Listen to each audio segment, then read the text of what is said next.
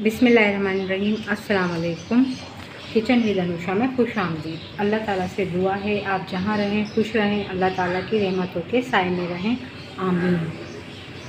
सबसे पहले आप सब्सक्राइब के रेड बटन को प्रेस कर दें और बेल आइकन को भी दबा दें ताकि हमारी हर नई आने वाली रेसिपी आपको मिल जाए। शुक्रिया।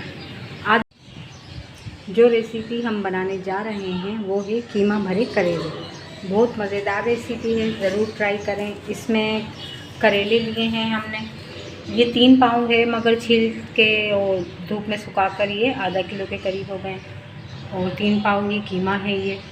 और ये जो इसमें कीमे में मसाले डलेगा वो है टमाटर हैं, 3 अदद प्याज है, हरा धनिया है, हरी मिर्ची है, कुटी मिर्ची है, पिसा हुआ धनिया है, लहसुन अदरक का पेस्ट है, हल्दी है, हस्बे जायका नमक। और जो मसाले जो भुनेंगे उसके लिए है ये पिसी हुई मिर्ची है 1 चम्मच, हल्दी है चाय का 1/4 चम्मच, नमक है हस्बे जायका, लहसुन अदरक का पेस्ट है।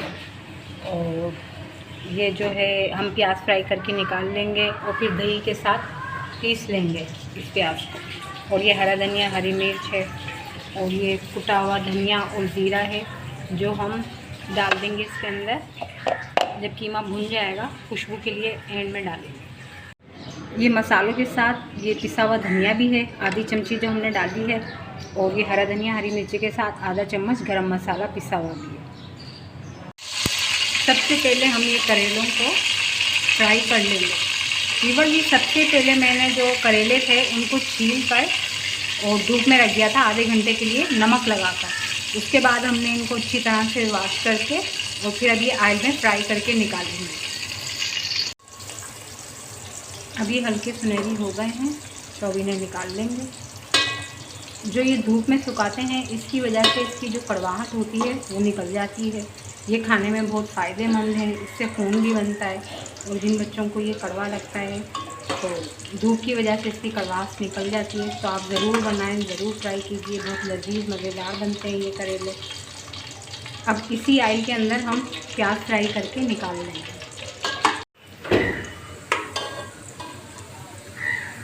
बस ये प्याज हल्की ब्राउन कर कर इसको दही के साथ पीस लेंगे। तो अब हम इसको निकाल रहे हैं। अब ये जो हमने कीमे के लिए बारीक प्याज काटी थी अब वो शामिल कर रहे हैं। सबसे पहले बस इसको हल्का सा सुनहरा करके फिर कीमा डाल देंगे इसमें। कीमे को फ्राई करना है प्याज के साथ।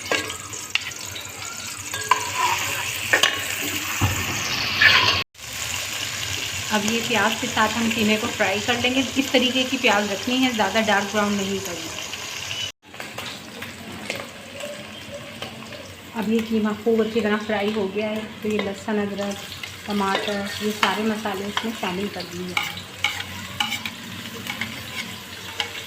और इसको भून दिया जाए।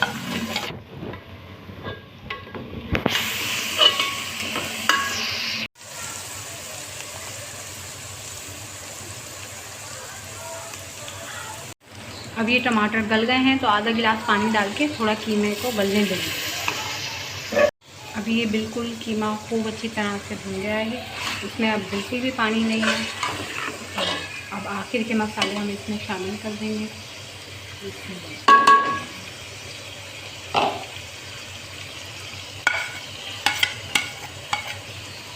2 मिनट दम पे लगाएंगे ताकि इसकी खुशबू आ जाए, फिर कीमा निकाल लेंगे। ये जो बाकी कीमा बच गया है इसमें हम ये और मसाले फ्राई कर लेंगे। ये अब ये मसाला खूब अच्छी तरह फ्राई हो गया है। अब ये दही में जो हमने प्याज पीसी है वो शामिल कर देंगे। मसाला खूब अच्छी तरह से भुन गया है ये दही का और इसमें पानी शामिल कर देंगे। अभी ये पानी में बॉयल आ गया है।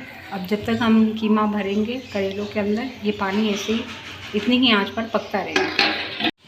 ये इस तरीके से मैंने ये सारे भरे हैं, वो मैंने सारे जो हैं इसी तरीके से भरे हैं। अब इन्हें धागे से बांध दिया जाएगा भरने के बाद। बस ये फाइनल हो गए। ये इस तरीके से सारे धागे से बांध दिए जाएंगे। मैंने सारे बांध लिए हैं, 2 आपके लिए रखे थे दिखाने के लिए।